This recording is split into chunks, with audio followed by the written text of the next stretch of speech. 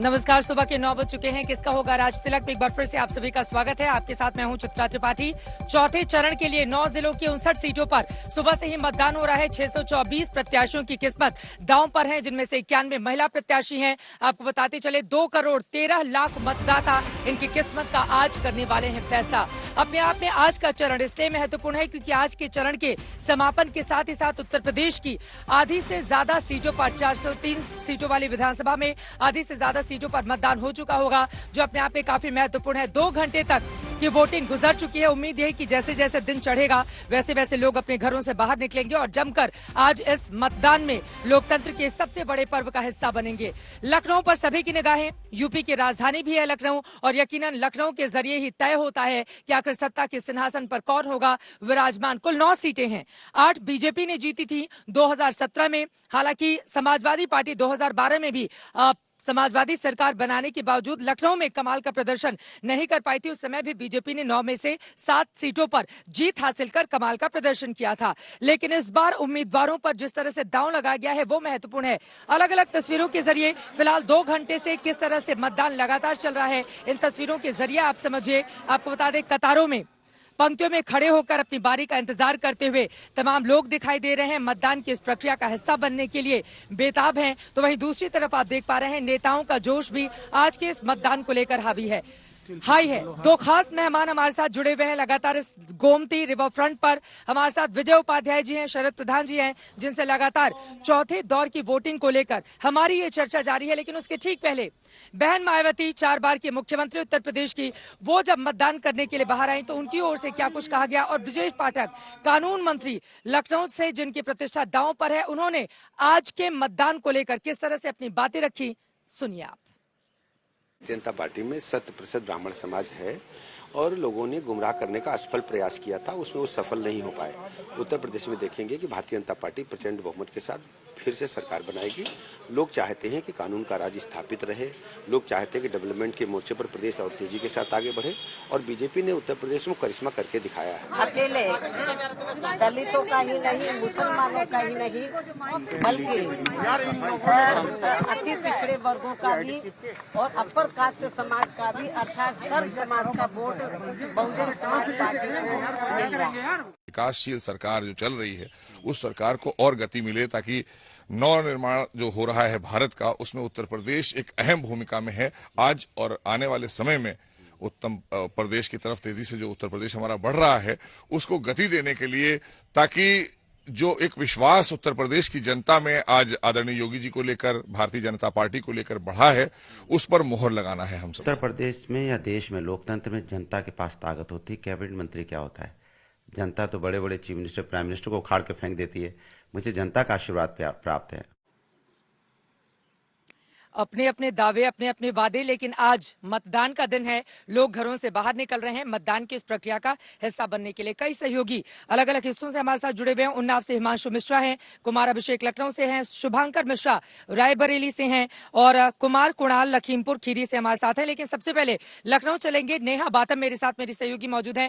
नेहा, आप जिस polling booth पर हैं वहां की तस्वीरें दिखाइए। लखनऊ की ये लड़ाई बेहद दिलचस्प है, जहां पर 2 कैबिनेट मंत्रियों की प्रतिष्ठा दांव पर है। नेहा, आसपास की तस्वीरें क्या बोल रही हैं? आज का यह दिन लखनऊ वासियों के लिए कितना ज्यादा अहम? देखिए चित्रा, आपने तो उत्तर प्रदेश के कई इलाकों को कवर किया है और आपने ये भी समझा होगा कि कैसे उत्तर प्रदेश को उत्तम प्रदेश बनाने की लड़ाई हर एक पार्टी लड़ रही है और इसमें सबसे महत्वपूर्ण भूमिका उस पार्टी की हो जाती है जो किसी एक पर्टिकुलर कास्ट को या फिर किसी एक पर्टिकुलर जाति को साधने में कामयाब हो जाती है। लेकिन इस वक्त मैं मौजूद हूँ सरोजनी नगर विधानसभा क्षेत्र में। बेहद हाई प्रोफाइल सीट ये मानी जा रही है क्योंकि यहाँ से बीजेपी के लिए मैदान में है पूर्व IPS अधिकारी राजेश्वर सिंह और यही वो सीट है जहाँ पर 2017 में स्वाति सिंह जीती थी। भारी बहुमत से स्वाति सिंह को जीत हासिल हुई थी, लेकिन इस बार स्वाति सिंह पर दोबारा भरोसा नहीं जताते हुए पूर्व IPS अधिकारी राजेश्वर सिंह पर भरोसा जताया है बीजेपी ने। कुल 4 लाख मतदाता हैं। यहाँ पर राजेश्वर सिंह का मुकाबला है अभिषेक मिश्रा से, जो कि समाजवादी पार्टी से प्रत्याशी हैं और अभिषेक मिश्रा को भी एक बेहद महत्वपूर्ण यहाँ पर कैंडिडेट माना जा रहा है क्योंकि ये सीट दरअसल समाजवादी पार्टी का गढ़ रहा है। 3 बार यहाँ से समाजवादी पार्टी जीती है, 2 बार कांग्रेस जीती है, लेकिन इस बार बीजेपी की साख जो है दांव पर है, क्योंकि बीजेपी चाहती है कि जो 2017 में रिजल्ट थे वो एक बार फिर से 2022 में दोहराए जाएं। राजेश्वर सिंह एक बड़ा, एक बेहद महत्वपूर्ण चेहरा जिन्होंने वीआरएस लेकर इस बार राजनीति में अपनी किस्मत आजमाने का सोचा है, और ऐसे में राजेश्वर सिंह पर सबकी निगाहें टिकी हुई हैं। इस वक्त मैं जिस बूथ पर मौजूद है, पीछे की तस्वीरें आप देख सकते हैं, चेकिंग हो रही है लगातार, तमाम पुलिसकर्मी मौजूद है। अंदर जाने की मीडिया कर्मियों को इजाजत नहीं है। एक एक करके यहाँ पर लोग तो पहुंच रहे हैं, और जैसे जैसे दिन चढ़ेगा आप देखेंगे चित्रा कि यहाँ पर भी भीड़ बढ़ने वाली है, क्योंकि सरोजनी नगर एक ऐसा क्षेत्र जहाँ पर 4 लाख मतदाता है, और 4 लाख मतदाता का मतलब आप ये समझिए कि 4 लाख मतदाता जो आज लगभग 6 बजे तक वोटिंग चलेगी, उस समय तक जब तक पहुंचेंगे तब तक काफी ज्यादा जोश और उत्साह इस विधानसभा क्षेत्र में खास तौर पर देखने को मिलने वाला है। लेकिन राजेश्वर सिंह एक अहम चेहरा, एक बेहद महत्वपूर्ण चेहरा। चित्रा, राजेश्वर सिंह भी अधिकारी रहे हैं, इधर प्रोफेसर साहब हैं, समाजवादी पार्टी से। दोनों के परिवारों में अधिकारियों की फौज है, क्योंकि अब जहां अभिषेक मिश्रा के पिता आईएएस अधिकारी रहे हैं, तो वहीं राजेश्वर सिंह की पत्नी अभी भी अधिकारी हैं। तो ये कुल मिलाकर 2 ऐसे लोग जो पहले पॉलिटिक्स में नहीं थे, बाद में राजनीति में अपनी किस्मत आजमाते हैं। इसके पहले हालांकि मंत्री बन चुके हैं अभिषेक मिश्रा सपा सरकार में, लेकिन राजेश्वर सिंह का इस बार क्या हाल होता है ये देखना महत्वपूर्ण रहेगा। और भी सहयोगियों के पास हम चलेंगे, लेकिन राजेश्वर सिंह ने आज के चुनाव को लेकर क्या कुछ कहा है, उनसे बातचीत की है हमारे संवाददाता ने, सुनिए। पुलिस में जो मैंने कार्य किए, लखनऊ में मैं पोस्टेड भी बहुत साल रहा हूँ। जनता जानती है कैसे निडरता से, निर्भीक होकर, निष्पक्ष तरीके से मैंने कार्य किया। इन्फोर्समेंट डायरेक्टरेट की भी सारी चीजें लोगों को मालूम है, कैसे कार्रवाई करी, उसका जरूर फायदा होता है। जनता बहुत अप्रिशिएट करती है कि कोई भी आदमी निष्पक्ष तरीके से देश के प्रति समर्पित होकर कार्य करता है। दूसरा, वो ये भी जानती है कि एक एक्सपीरियंस्ड ऑफिसर है, सरकार में कैसे काम किया जाता है, कैसे कराया जाता है, तो क्षेत्र के विकास के लिए इसका बहुत उपयोग होगा। तीसरा, वो ये भी जानती है कि यदि इसको लालच होती तो इतनी बड़ी नौकरी छोड़ के जनसेवा में नहीं आता। तो जनता हर तरह से हमारे साथ है, और जनता बहुत उत्साहित है, हमारे कार्यकर्ता बहुत उत्साहित हैं, और जो भारतीय जनता पार्टी की विचारधारा है राष्ट्र प्रथम की, वो विचारधारा जनता की भी है। कोई नहीं चाहता कि अपराधी राजनीति में आए, भ्रष्टाचारी राजनीति में आए और माफिया सरकार बनाए, जो समाजवादी पार्टी और अन्य पार्टियां कर रही हैं। अपराधियों को, माफियाओं को, भ्रष्टाचारियों को जेल से चुनाव लड़वा रही हैं, उनके परिवार। तो आप पहले कानून एनफोर्स करते थे, अब क्या करेंगे अगर इलेक्ट हो जाते हैं? अच्छे कानून बनाने में मदद करनी है ताकि ये माफिया, अपराधी और भ्रष्टाचारी खत्म हो राजनीति से। राजेश्वर सिंह के अपने दावे। कुमार अभिषेक हमारे साथ जुड़े हुए हैं। कुमार, पूरा का पूरा यूपी इसी लखनऊ से संचालित होता है, ऐसे में लखनऊ के मुद्दे क्या हैं ये जानना सबसे ज्यादा अहम हो जाता है। साथ ही आप जहां पर मौजूद हैं वहां की जरा तस्वीर क्या बयां करती है? राजनाथ सिंह पोलिंग के मतदान के लिए जाने वाले थे, वो क्या घर से बाहर निकले? किस तरह की तस्वीर लखनऊ की बनती और बिगड़ती रही है, जरा उसके बारे में भी बताइए आप। चित्रा, देखिए, हम इस वक्त राजनाथ सिंह के घर के बाहर हैं। पहले तस्वीरें दिखा दूं। पंकज सिंह मीडिया से बात कर रहे हैं। थोड़ी देर पहले उन्होंने हमसे भी बात की है, हम उसे भी अपने दर्शकों को सुनाएंगे। लेकिन इंतजार है कि अब राजनाथ सिंह थोड़ी देर में घर से निकलेंगे और वोट करेंगे। लेकिन अगर आप लखनऊ की हालत देखें तो लखनऊ के तमाम सीटें इस वक्त बीजेपी के पास हैं, और इस बार भी बीजेपी का सब कुछ यहां दांव पर लगा हुआ है। मोहनलालगंज की एक सीट अगर छोड़ दें तो बाकी सभी सीटों पर, लखनऊ और मोहनलालगंज की सभी सीटों पर बीजेपी का कब्जा है, और इस बार फिर से उसे बचाने की चुनौती हो गई। रह गई लखनऊ के मुद्दों की बात, तो लखनऊ का अपना एक लॉ एंड ऑर्डर का मुद्दा हमेशा से रहा है, वो एक मुद्दा है। शहरी इलाका है, लोगों के लिए जो बेसिक कम्युनिटीज है वो एक मुद्दा रहता है, वो भी है। लेकिन इन सब के बगैर, अगर आप इन सबसे अलग अगर आप इतर होकर सोचें तो ये सीधी लड़ाई दिखाई देती है समाजवादी पार्टी और बीजेपी के बीच। हालांकि बीएसपी ने यहाँ पर तमाम जो सीट है उस पर अपनी मजबूती से अपनी उपस्थिति दर्ज कराने की कोशिश में है, लेकिन शहरी क्षेत्र होने की वजह से, और खास करके यहाँ से पहले अटल बिहारी वाजपेयी रहे, इस वक्त राजनाथ सिंह यहाँ से सांसद हैं, तो इन सब की कम से कम राजनाथ सिंह के लिए भी प्रतिष्ठा की बात है कि सब सीटें, लखनऊ की जो सीटें हैं वो बीजेपी कैसे जीते, ये इनके ऊपर जरूर इनकी प्रतिष्ठा से जुड़ा हुआ है। और आप देखेंगे कि जब सीट का बंटवारा हो रहा था तो उसमें भी राजनाथ सिंह के ऊपर बहुत कुछ निर्भर रहा है। चित्रा, अब लखनऊ की लड़ाई में कौन होता है सरताज, ये अपने आप में बड़ा सवाल बना हुआ है, लेकिन यकीनन सांसद हैं लखनऊ से, इस वजह से राजनाथ सिंह की प्रतिष्ठा भी दांव पर लगी हुई है तमाम बीजेपी के उम्मीदवारों के साथ ही साथ। तो वहीं समाजवादी पार्टी के अपने दावे उन्नाव चलते हैं। हिमांशु मिश्रा वहां से जुड़े हुए हैं। उन्नाव में साक्षी महाराज जो सांसद है उन्होंने तो वोट डाल दिया और हिमांशु आते ही उन्होंने ये भी कह दिया कि देश में एक कानून बने जिससे हिजाब पर प्रतिबंध लगे। इसके जरिए सांसद महोदय आज के दिन जब चौथे चरण की वोटिंग हो रही है, क्या मैसेज देने की कोशिश कर रहे हैं? देखिए, जब मैंने सुबह साक्षी महाराज से बात की थी तो उन्होंने ये कहा था कि मैं बहुत बड़ा नेता हूं, अगर आज मैं भी चाह लूं तो योगी और मोदी के खिलाफ 4 वोट नहीं करा सकता। तो उन्होंने ये कहकर साफ कर दिया कि इस बार जो है योगी के नेतृत्व में सरकार बनने जा रही है। उन्होंने कहा कि बीजेपी को प्रचंड बहुमत मिलेगा, उससे ज्यादा सीटें मिलेंगी जो 2017 में मिली थी, उससे 4 सीटें ज्यादा मिलने जा रही हैं, ये उनका दावा है। लेकिन चित्रा, मैं आपको बता दूं कि उन्नाव जो है लखनऊ और कानपुर के बीच का शहर है। लखनऊ में विकास कार्य हुए हैं, कानपुर एक औद्योगिक शहर है और उसके बीच में फंसा हुआ ये उन्नाव शहर है। कल जब मैं लखनऊ से उन्नाव आ रहा था तो मेरे ड्राइवर ने ये कहा कि देखिए साहब, कानपुर जो है वो उद्योगों के लिए जाना जाता है, चमड़े के उद्योग के लिए, लेदर के लिए, लेकिन सारी फैक्ट्रियां जो है वो उन्नाव में है। और अब देखना ये है कि क्या उन्नाव में क्या विकास बहुत बड़ा मुद्दा है, क्योंकि उसने भी बताया और जितने लोगों से बात हुई है उन्होंने कहा उन्नाव में विकास कहीं नहीं हुआ है, कानपुर और लखनऊ के बीच में फंस के रह गया है। और यहां पर बेरोजगारी, महंगाई एक बहुत बड़ा मुद्दा है। विकास कार्य क्या है मैं आपको दिखा देता हूं। जिस मतदान केंद्र में मैं हूं, ये यहाँ का प्राइमरी स्कूल है और आप देखिए कि इस स्कूल की क्या हालत है। यहाँ कैसे बच्चे यहाँ पर आके पढ़ते होंगे। क्या सच में विकास कार्य उन्नाव का रुक गया है? चाहे वो समाजवादी पार्टी की सरकार रही हो या बीएसपी की या बीजेपी की, लगातार सरकारें जो हैं वो रही हैं, सब अपने अपने विकास कार्यों का दावा करते हैं, लेकिन जब आप ग्राउंड जीरो पर जाकर देखते हैं कि विकास कार्य क्या है तो वो ये देखने को मिलता है। तो कहीं ना कहीं विकास एक बहुत बड़ा मुद्दा इस चुनाव में होगा। बेरोजगारी है, महंगाई है, लेकिन हाँ, लॉ एंड ऑर्डर को लेकर महिलाओं के अंदर ये कहा जा रहा है कि लॉ एंड ऑर्डर की सिचुएशन जो है पहले से बेहतर हुई है। चित्रा, ठीक है, मैं लौटूंगी आपके पास। अदिति सिंह रायबरेली सदर से बीजेपी के उम्मीदवार हैं, एक बार उनको सुन लेते हैं। अशोक सिंघल मेरे सहयोगी ने उनसे बातचीत की, उसके बाद अपने सहयोगियों के साथ चर्चा में आगे बढ़ेंगे। सुनिए अदिति सिंह को। वोट क्या है, फर्स्ट फीलिंग क्या है, क्योंकि कांग्रेस से आप विधायक रही हैं लेकिन इस बार बीजेपी के साथ में है, कितनी आश्वस्त है आज के लिए? More than 100%. I'm very confident about my win. Congress का गढ़ रहा है, गढ़ को तोड़ा आपके पिताजी ने भी, आप भी यहाँ से रही, वो निर्दलीय भी लड़ते रहे, लेकिन इस बार आपको लग रहा है कि आपको साथ मिलेगा? 100% मिलेगा, क्यों नहीं मिलेगा।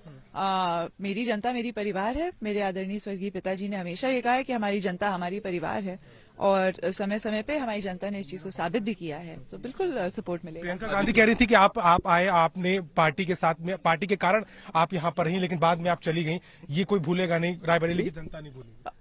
और हम भी नहीं भूलेंगे कैसे वो बार बार यहाँ से वोट लेके चली जाती हैं और 5 साल बाद नजर आती हैं, या जब भी विधानसभा या लोकसभा चुनाव होता है तब नजर आती हैं। तो हम भी कितना जीत का दावा, जीत का मार्जिन कितना? 1 लाख पार। अदिति सिंह के दावे में कितना दम है ये देखना तो महत्वपूर्ण रहेगा, लेकिन फिलहाल इस वक्त जहां पे गोमती रिवर फ्रंट पर हमारी मौजूदगी है, यहाँ पर तेज हवाएं चलने लगी हैं। अब हवा का रुख किस कदर जाएगा, किधर जाएगा, ये अपने आप में बड़ा सवाल है। शरद जी, सीधे आपका रुख करते हुए पार्टियों के अपने अपने दावे। अदिति सिंह की अगर रायबरेली सीट की मैं बात करूं, वहां से लगातार उनके पिता और वो विधायक चुने जाते रहे, इस बार वो बीजेपी से चुनावी मैदान में है, तो वहां का मुकाबला आप कैसे देख रहे हैं? ऊंचाहार सीट मनोज पांडे रायबरेली की सीट है, 10 साल से वो जीत रहे हैं, अखिलेश ने भी उनके लिए प्रचार प्रसार किया है, तो ऊंचाहार का समीकरण क्या बयां करता है? इस बार कौन सा मुद्दा है जो सबसे ज्यादा वहां पर हावी है? देखिए, कहने को तो सब हर जगह आप सुनेंगी, हर पॉलिटिकल पार्टी वाले बात करते हैं विकास की और युवा की, लेकिन जमीनी हकीकत कुछ और होती है। और ये तो एक रिचुअल सा बन गया है कि हर नेता जो है बात करता है विकास की, लेकिन जब वोट मांगने जाता है तो वो विकास के नहीं सोचता है, वो सोचता है जाति समीकरण क्या है और किस तरीके से जो अपना विरोधी दल है उसको डाउन कर सकते हैं, चाहे कुछ भी करना पड़े उसके लिए। और ये जो है इस ऊंचाहार में मुझे लगता है कि मनोज पांडे ने अच्छा उसको वहां पे अच्छी पकड़ है उसकी जमीनी, और वहां पे उसने काम भी किया। यह मंत्री थे ये अखिलेश के टाइम पे, और जनरली और जाति समीकरण भी उनके फेवर में बैठता है, तो मुझे लगता नहीं है कि उनके लिए इतनी बड़ी चुनौती वहां से हटना हटाए जाना। लेकिन रायबरेली में भी वही स्थिति बनती है और 2017 में भी अदिति सिंह ने बीजेपी 16 में स्विच कर गई थी। बिल्कुल। और उनके पिता का भी देखिए, उनके पिता वहां के एक बहुत बड़े बाहुबली थे जब वो कांग्रेस से जीता करते थे और वही इसी वजह से उनका एक वर्चस्व वहां कायम था जी। और जो लड़की ने इनहेरिट किया है, अब वो ठीक है, वो अपने किन्हीं कारणों से वहां चली गई। उनके पति पंजाब में कांग्रेस में अभी तक थे जब तक उनका टिकट नहीं कटा था। काट दिया गया। तो कांग्रेस ने टिकट काट दिया पंजाब से उनका। तो अब वो तो खैर जिस तरीके के वो है वो तो करना ही था।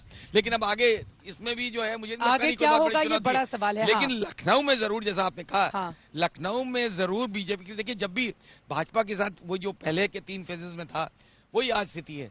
जब आप माउंट एवरेस्ट पे चढ़ चुके हो तो आप नीचे ही गिर सकते हैं। तो जब आप 51 सीटें जीत चुके हैं 59 में से पिछले चुनाव में, बिल्कुल, तो जाहिर है कि चुनौती उसी पार्टी के लिए, बीजेपी के लिए चुनौती ज्यादा है विजय जी। लेकिन 2 और सीटें जिस पर बात करना बहुत जरूरी हो जाता है, एक है उन्नाव और दूसरा है लखीमपुर खीरी। लखीमपुर खीरी में टेनी के बेटे जमानत पर बाहर आ चुके हैं, वोट डालने के लिए भी पिता पुत्र पहुंचेंगे, जो जानकारी मिल रही है।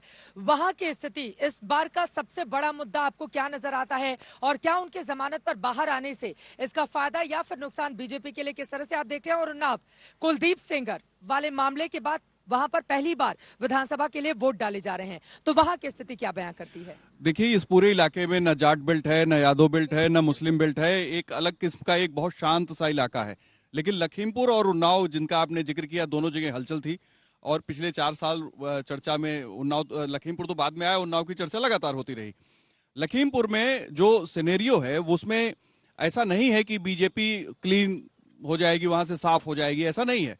क्योंकि जो सोशल इक्वेशन है उसमें बीजेपी अभी भी मजबूत है और उसमें जो ज्यादा गलती की अपोजिशन ने, जो लोग गाड़ी से कुचल के मरे थे उनको तो मुआवजा दिया गया, लेकिन जो बाकी लोग मरे थे उनको मुआवजा नहीं दिया गया। उत्तर प्रदेश सरकार ने दोनों पक्षों को दिया।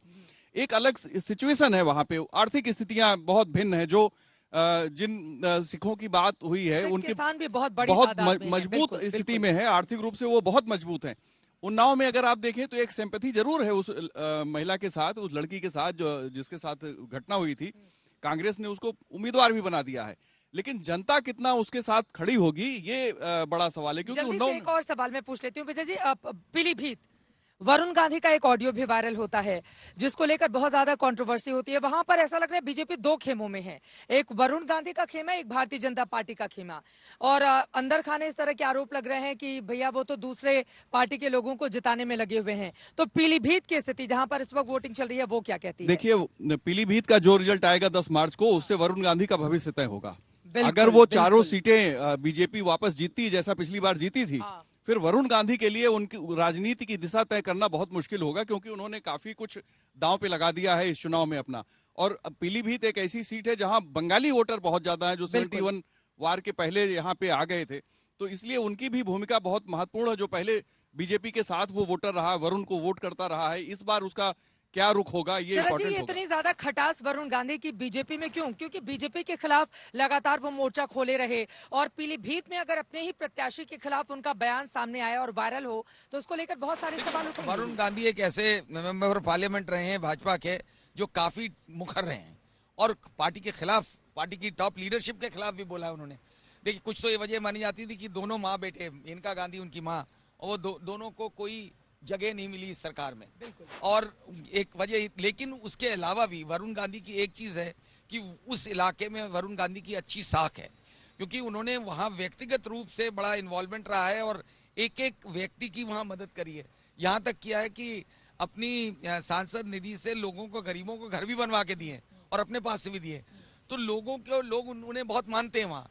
और मेनका गांधी के बारे में पहले वो भी रही वहां सांसद, कि लोगों की इलाज के लिए मदद, इस तरीके की चीजें बहुत करते रहे। तो ये बात सही है विजय ने जो कहा कि इस बार उनकी प्रतिष्ठा इसलिए दांव पे है कि खिलाफत करके इतनी ज्यादा और 4 साल से ज्यादा खिलाफत करते हुए अपनी ही पार्टी की, वो अगर नहीं रह पाते तो आगे संसदीय क्षेत्र में उनका क्या होगा, और उन्हें सोचना पड़ेगा कि वो आगे भाजपा में रहते या नहीं। सियासी भविष्य वरुण गांधी का भी विधानसभा चुनाव से तय हो जाएगा। हालांकि वो लेकिन आगे क्या होगा ये बड़ा सवाल है। हमारे दोनों मेहमान बने हुए विजय जी, मैं फौरन आपके पास आऊंगी, लेकिन उसके पहले उन्नाव के सांसद साक्षी महाराज सुबह जब वोटिंग के लिए पहुंचे तो उनसे बातचीत की हमारे सहयोगी हिमांशु मिश्रा ने। सुनिए उनकी ओर से क्या किए गए हैं बीजेपी को लेकर दावे। किन मुद्दों के ऊपर चुनाव आपको लग रहा है कि जा रहा है? पूरा का पूरा चुनाव राष्ट्रवाद और विकास, सबका साथ, सबका विकास, सबका विश्वास, सबका प्रयास और माननीय मोदी जी का और योगी जी का काम करने का जो तरीका है, हिंदुस्तान की जनता ने दिल से स्वीकार किया है और उत्तर प्रदेश की जनता भूर भूर प्रशंसा कर रही है। मैं भी अपने को बड़ा नेता समझता हूं, लेकिन मैं भी अगर योगी मोदी के खिलाफ 4 वोट डलवाना चाहूं तो मेरी औकात नहीं है। इतना मोदी जी का और योगी जी का जादू से चढ़ करके बोल रहा है। मेरा अपना निजी अनुमान है, 10 तारीख को निकल के आएगा मेरा अनुमान सही था कि गलत है, कि 2017 में जिस भारी बहुमत से योगी जी ने सरकार बनाई थी, 2022 में उस रिकॉर्ड को तोड़ के उससे भी ज्यादा बहुमत के साथ योगी जी सरकार बनाने वाले हैं। साक्षी महाराज को आप सुन रहे थे, किस तरह से अपनी जीत को लेकर, बीजेपी की जीत को लेकर तमाम बातें उनकी ओर से गिनाने की कोशिश की गई। रायबरेली जल्दी से चलते हैं, शुभंकर मिश्रा वहां से जुड़े हुए हैं। शुभंकर, रायबरेली का क्या हाल है? मतदाता क्या घरों से बाहर निकल रहे हैं? रायबरेली सदर ऊंचाहार सीट पर सभी की निगाह टिकी हुई है। 4 सीटों पर रायबरेली की वोटिंग हो रही है। किस तरह की तस्वीर आगे की तकदीर के लिए इस वक्त दिखाई दे रही है? शुभंकर। चित्रा, सबसे पहले मैं आपको अपडेट दे दूं कि सुबह 9 बजे तक यहां पर रायबरेली की 5 सीटों पर 8% मतदान हुआ है। हम सभी बात कर रहे थे अदिति सिंह को लेकर कि राहें आसान होंगी, मुश्किल होंगी, लेकिन इस बार राहें बिल्कुल आसान नहीं होने वाली। उसकी कई मुकम्मल वजह है। कांग्रेस पार्टी ने जो प्रत्याशी उतारा है वो उन्हीं की जात का है। पिछली बार उन्हें मुसलमानों का बढ़ चढ़कर वोट मिला था, क्या इस बार भी वो वर्ग उनके साथ उसी तरह मजबूती से खड़ा रहेगा? ये अपने आप में एक बहुत बड़ा सवाल है, क्योंकि जो आरपी यादव हैं वो बार बार दावा कर रहे हैं कि जातीय समीकरण उनके पक्ष में जा रहा है और इस वजह से वो यहां पर आगे जीत अपनी दर्ज कर सकते हैं। आप ऊंचाहार सीट की बात कर रहे थे, वहां पर मनोज जी का जिक्र आप कर रहे थे, वो हैट्रिक लगाने की बात कर रहे थे। वहां पर स्वामी प्रसाद मौर्य के आने के बाद उन्हें यह दावा है कि जाति समीकरण जो है वो उनके पक्ष में चला जाएगा और उस वजह से केशव प्रसाद मौर्य के जो रिश्तेदार है अमर जी, उनको वो हराकर एक बार फिर वो जीत दर्ज कर सकते हैं और उनके ख्वाब जो है एक बार फिर विधानसभा जाने के उससे मुकम्मल कर सकते हैं। लेकिन यहां पर वोटिंग अगर आप देखेंगे तो ये कतार आपको नजर आ रही है। लोग यहां लगातार जा रहे हैं, प्रशासन ने पूरे इंतजाम किए हैं, लोग बढ़ चढ़कर आ रहे हैं। सदर में जबरदस्त तरीके से वोट हो रहा है, लेकिन अगर आप ओवरऑल वोटिंग की बात करेंगे तो सुबह 9 बजे तक ये वोट फीसद केवल 8% रहा। हालांकि रायबरेली में जिस जगह पर हम खड़े हैं इसे हार्ट ऑफ रायबरेली कहते हैं। ये स्कूल जो है और ये बूथ जो है इसे आदर्श बूथ बनाया गया है, तमाम इंतजाम किए गए हैं, लोग लगातार आ रहे हैं, हर वर्ग हर आयु के लोग आ रहे हैं। उनसे जब आप सवाल पूछने की कोशिश करते हैं तो कई तरह की बातें निकल कर आती हैं, लेकिन एक बड़ी बात उनके मन में यह है कि रायबरेली का जो नाम है, जिस बड़े पैमाने पर नाम है, उस तरह से यहां पर काम नहीं हुआ है। छोटा शहर है, रोजगार के अवसर नहीं है, सांड का बड़ा मुद्दा है, बेरोजगारी चरम पर है। जो व्यापार करने वाले लोग हैं बार बार कह रहे हैं कि देखिए पैसों को लेकर बड़ी समस्या हो रही है, कुछ आमदनी नहीं आ रही है। तो ऐसे तमाम मसले हैं जिनको लेकर आज लोग यहां निकल रहे हैं। बाकी नतीजे चित्रा 10 मार्च को, लेकिन वोटिंग सदर की अगर बात की जाए तो यहां बढ़ चढ़कर हो रही है, लोग निकल रहे हैं, खुलकर बात कर रहे हैं। ये बहुत अहम जानकारी आपने दी है, बिल्कुल खुलकर लोग अपनी बात कर रहे हैं। जल्दी से चलते हैं लखीमपुर, कुमार कुणाल वहां से जुड़े हुए हैं। कुमार, लखीमपुर जो सबसे बड़ा जिला उत्तर प्रदेश का, वहां के समीकरण क्या कहते हैं और मौजूदा वक्त में लोग घरों से क्या बाहर निकल रहे हैं, वहां की तस्वीरें बताइए। मुद्दा सबसे बड़ा लखीमपुर का आज का क्या है? देखिए, लखीमपुर के निघासन विधानसभा में, और आपको याद होगा तिकोनिया यहाँ से 2 किलोमीटर है, जहाँ पर यह आरोप है कि मंत्री साहब के बेटे ने किसानों को कुचल दिया था अपनी थार गाड़ी से।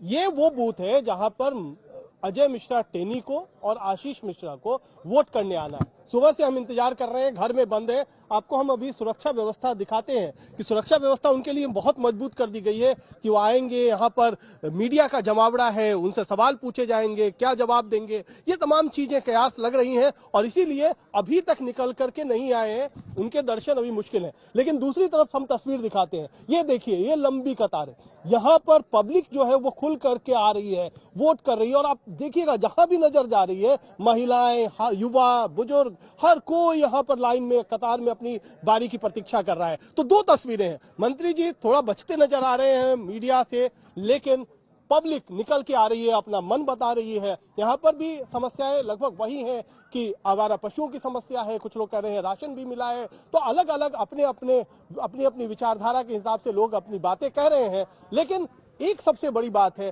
कि ये जो वोट का महापर्व है उसमें बढ़ चढ़कर हिस्सा ले रहे हैं और कोई भी यहाँ पर कम से कम देखने से नहीं लग रहा है कि घर में बैठना चाहता है। जिस मुद्दे पर भी आए खुलकर अपनी राय जताएंगे वोट डालकर। बीच से लखनऊ में जब गोमती नदी बहती है तो वो यहाँ के लोगों का दिल जीत लेती है। सुबह सुबह लोग मॉर्निंग वॉक के लिए यहाँ पर आते हैं और यकीनन ये हिस्सा बेहद खूबसूरत।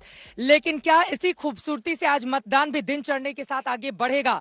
फिलहाल अभी तक जो तस्वीरें सामने आई हैं, जरा जल्दी से उन तस्वीरों पर आप नजर मारिए। किस तरह से लंबी लंबी कतारें कई इलाकों में देखने को मिल रही है जहां पर मतदान करने के लिए मतदाता अपने घरों से बाहर निकल रहे हैं। 59 सीटों पर 9 जिलों की वोटिंग चल रही है। 624 उम्मीदवारों की किस्मत का फैसला 2 करोड़ 13 लाख मतदाता कर रहे हैं और उनमें 91 महिला उम्मीदवार भी हैं।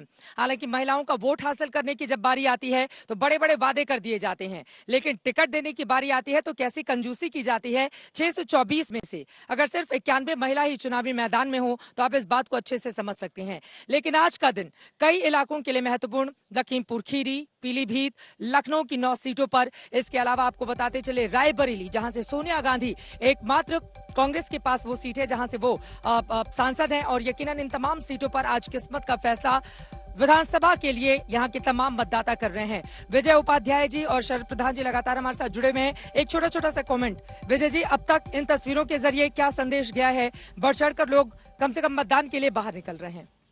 ज्यादा से ज्यादा लोगों को मतदान के लिए बाहर निकलना चाहिए। शहरी क्षेत्रों में तो और ज्यादा, इसलिए कि ज्यादा जागरूक लोग हैं। लेकिन देखा जाता है कि शहरों में लोग कम वोट करते हैं, जो परसेंटेज है वो डाउन रहता है। इस पूरे 59 सीटों में पिछली बार की जो जीत थी बीजेपी की, वो इस बार उसके लिए चुनौती है। और यही वो इलाका है जहां कोई ऐसा बड़ा मुद्दा नहीं है जिसको आप कह सकते हैं कि पूरी 59 सीटों पे असर डाल सकता है। न कोई जातीय ध्रुवीकरण हो सकता है, न कोई धार्मिक ध्रुवीकरण। हर एक जगह के अलग अलग मुद्दे, हर जिलों के अलग अलग। तराई से लेकर बुंदेलखंड का हिस्सा इसमें शामिल है। पीलीभीत से लेकर और बांदा तक एक पूरी बेल्ट है उत्तर प्रदेश की, जो उत्तर से दक्षिण की तरफ आ रहा है। ये जो चौथा चरण है, इसी के साथ ही आगे आप देखिए करीब 190 सीटें बीजेपी की दांव पे हो जाएंगी। बिल्कुल। जो 2017 में उन्होंने जीता था, करीब 190 सीटें आज उनकी दांव पे हैं। ये 190 रिटेन कर पाएंगे, वापस ले पाएंगे, या इससे आगे बढ़ेंगे या पीछे जाएंगे? ये बड़ा सवाल है। शरद जी, जल्दी से आपसे, पिछली बार के मुकाबले इस बार वोटिंग कम हो रही है। पिछले 3 चुनाव जो बीते हैं वो बता रहे हैं, तो आज कम से कम मतदाता रिकॉर्ड तोड़ेगा। और अगर वोटिंग थोड़ी कम हो रही है तो उसके पीछे की बड़ी वजह क्या मानते हैं? देखिए, अगर वोटिंग कम हो रही है, लोगों में ज्यादा उत्साह नहीं है, तो ये जनरली ये दर्शाता है कि जो सिटिंग रूलिंग पार्टी है उसके लोग नहीं निकल रहे हैं। अधिकतर ये माना जाता है। तो ये बड़ा, लेकिन लखनऊ और आसपास के इलाकों में, इस क्षेत्र में जो वोटिंग कम हो रही है, ये मुझे कोई अचंभा नहीं है, क्योंकि हमेशा से आप देखिए, पिछले इलेक्शन का टाइम देखिए तो और इलाकों के बनस्पत यहाँ पे वोटिंग कम ही होती है ये। और तो लेकिन उम्मीद करते हैं कि हर बार उम्मीद की जाती है कि शायद लोग जागरूक हों और जागे चले। लेकिन आपने जो मुद्दों की बात करी, इसमें हम एक चीज कहना चाहेंगे कि ये जो 2 महत्वपूर्ण मुद्दे जो दिखने में आ रहा है कि वो मैटर नहीं कर रहे हैं, वो है लखीमपुर का वो इंसिडेंट जहां आराम से लगा लीजिए। एक मिनट। अरे यार, क्या कर रहे हो भाई? नहीं लगाएंगे। बोलिए। सर शुरू करें। सर, आज मतदान है। हाँ। क्या उम्मीदें हैं? जो पुरानी बातें हैं दोहरा पाएगी बीजेपी? मैं तो आश्वस्त हूँ कि जो भी पुराने आंकड़े रहे हैं उसको भारतीय जनता पार्टी दोहराएगी ही नहीं, बल्कि कुछ इस संभावना को भी नहीं नकारा जा सकता कि हमारे कुछ नंबर ऑफ सीट्स बढ़ जाए। आप लगातार से चुनाव प्रचार कर रहे हैं, कई जिलों में जा रहे हैं। बीजेपी सोच रही है? नहीं, अलायंस का प्रश्न ही नहीं खड़ा होता। यदि क्लियर मेजॉरिटी जिसको ना मिले वो अलायंस के। आप लगातार जा रहे हैं सर, आप लगातार कई जिलों में जा रहे हैं। क्या माहौल दिख रहा है? क्या पता चल रहा है आपको? क्या अंडर करंट है? क्योंकि अखिलेश यादव बहुत कॉन्फिडेंट हैं और ये कह रहे हैं हम सरकार बना रहे हैं। सारे उत्तर प्रदेश का माहौल तो आप लोगों ने स्वयं देखा है। मैं समझता हूं कि कहीं से किसी प्रकार की कंफ्यूजन की गुंजाइश नहीं है। योगी आदित्यनाथ जी कह रहे हैं 80-20 की लड़ाई है, 80-20 की लड़ाई है उत्तर प्रदेश में। मैंने वो तो 80-20 का क्या मायने देखा जाए? मैंने हो सकता है कि 80% कामयाबी या विजय भारतीय जनता पार्टी को हासिल हो और 20% में अदर्स हों। लेकिन सर यूपी के चुनाव में हिजाब की भी एंट्री हो गई, आतंकवाद की भी एंट्री हो गई, साइकिल की भी एंट्री हो गई, नमाजवादी अब्बा जान की भी एंट्री हो गई। क्या समाजवादी पार्टी ये आरोप लगा रही है? नहीं, ये करने वाली इन सब टर्म्स का प्रयोग करने वाले लोग जाने। मैं इस संबंध में कुछ नहीं कहना चाहता हूँ। अखिलेश कह रहे हैं कि 200 तो हो गया है। मैं किसी के स्टेटमेंट पर कोई कमेंट देने के लिए नहीं खड़ा हुआ।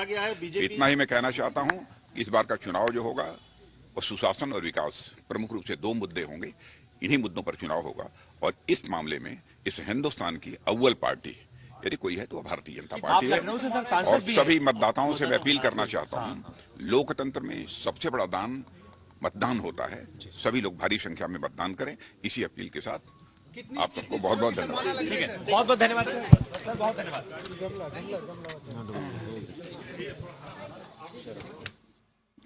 रक्षा मंत्री राजनाथ सिंह को आप सुन रहे थे। लखनऊ के वो सांसद हैं, लखनऊ के वो वोटर हैं, वोट डालने के लिए जा रहे हैं। लेकिन जब पत्रकारों ने सवाल पूछा तो उनकी ओर से क्या जवाब दिया गया आपने सुन लिया। सीधे मौसमी सिंह का रुख कर लेते हैं। मौसमी, अब धीरे धीरे मौसम अब आगे की ओर बढ़ता हुआ, तेज धूप भी हो गई है, हालांकि तेज हवा भी चल रही है। आप जहां पर मौजूद हैं वहां पर वोटर्स का मिजाज दिन चढ़ने के साथ क्या नजर आ रहा है? वोटर्स का मिजाज भी बताएंगे चित्रा आपको, नेताओं का भी मिजाज हम भाप भी रहे हैं और बता भी रहे हैं। ब्रजेश पाठक साहब पहले हनुमान जी के दर्शन किए, प्रसाद चढ़ाए, उसके बाद अपनी जीवन संगनी नम्रता जी के साथ आए हैं। दिखा दीजिए आप स्याही का निशान। राजनाथ सिंह ने अपील की है वोटर्स से कि सबसे बड़ा दान मतदान होता है, तो बाहर आके वोटरों से अपील करेंगे आपकी बाहर आके वोट करें। मैं उत्तर प्रदेश के और अवध क्षेत्र के विशेषकर सभी मतदाताओं से अपील करता हूं कि अपने घरों से निकल करके मतदान करें और पहले मतदान करें, फिर जलपान करें, लोकतंत्र के महायज्ञ में शामिल हों और राष्ट्र के निर्माण में, राष्ट्र को आगे बढ़ाने में अपना सहयोग करें। नम्रता जी, क्या 10 मार्च को लड्डू बनाने को मिलेगा? अभी तो लड्डू चढ़ाए हैं, 10 मार्च को आपको लड्डू बनाने को मिलेगा, खिलाने को मिलेगा कि नहीं? दोनों बनाने को भी मिलेगा, खिलाने को भी मिलेगा और भारी संख्या में मिलेगा। भारी संख्या में मिलेगा। ब्रजेश जी, लगातार ये कहा जा रहा है कि सेंट्रल में बात बन नहीं रही थी इसलिए आप कैंट चले आए। नहीं, ऐसा नहीं। और कैंट में बाकियों की नजरें थी, आप सिंधमारी में भी जीत रहे हैं और यहाँ भी जीत रहे हैं, कहीं कोई समस्या नहीं। लखनऊ की 9 सीटें हम लोग जीत रहे हैं। तो लगातार मायावती ने भी बोला, आज उन्होंने लगातार निशाना साधा है कि कोई अम्बेडकरवादी नहीं है, सब दलितों को वोट बैंक। मैं बता रहा हूँ, सबको अपनी बात कहने का हक है लोकतंत्र में, लेकिन भारतीय जनता पार्टी सर्व समाज को साथ लेकर के चल रही है और प्रचंड लहर बीजेपी के पक्ष में है। कमल खिल रहा है, प्रचंड बहुमत के साथ खिल रहा है। ब्राह्मणों का वर्चस्व है इस पूरे अवध क्षेत्र में। बसपा सतीश मिश्रा कह रहे हैं ब्राह्मण और दलित का जो कॉम्बिनेशन है और जनता का कॉम्बिनेशन, जब परिणाम आएगा तो ब्राह्मण समाज बीजेपी के साथ ही नजर आएगा और कमल भयंकर रूप से प्रचंड लहर के साथ खिलने वाला है। तो ये बताइए कि 10 मार्च की क्या तैयारी? पूरी तरह से आप देखेंगे कि सड़कों पर गाजे बाजे के साथ लोग निकलेंगे और बीजेपी की प्रचंड बहुमत की सरकार बनेगी।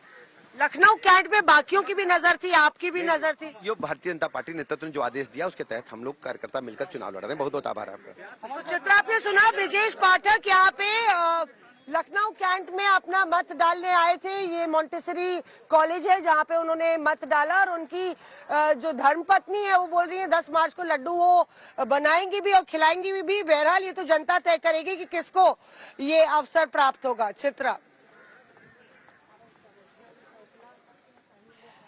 अब यहाँ पर तो दोनों हाथों में लड्डू की बात कही जा रही है, लेकिन वास्तव में जनता किसको लड्डू खिलाएगी 10 मार्च को इसका फैसला हो जाएगा, क्योंकि उसी के 8 दिन के बाद होली है। तो रंगों की होली भी किसके लिए इस बार की सबसे ज्यादा खास रहने वाली है? नेहा बाथम हमारे साथ जुड़ी हुई हैं। नेहा, आप तो लखनऊ की रहने वाली हैं, आप यहाँ के मिजाज को अच्छी तरह से जानती हैं। अपने आप में बड़ा सवाल लखनऊ की लड़ाई को लेकर, पार्टियों के अपने अपने दावे, अपने अपने वादे, लेकिन इन सब के बीच रीता बहुगुणा जोशी जो कि बीजेपी के सांसद हैं, उनके बेटे मयंक जोशी जब अखिलेश यादव से बीती शाम में जाकर मुलाकात करते हैं तो उसके संदेश बहुत दूर तक जाते हैं।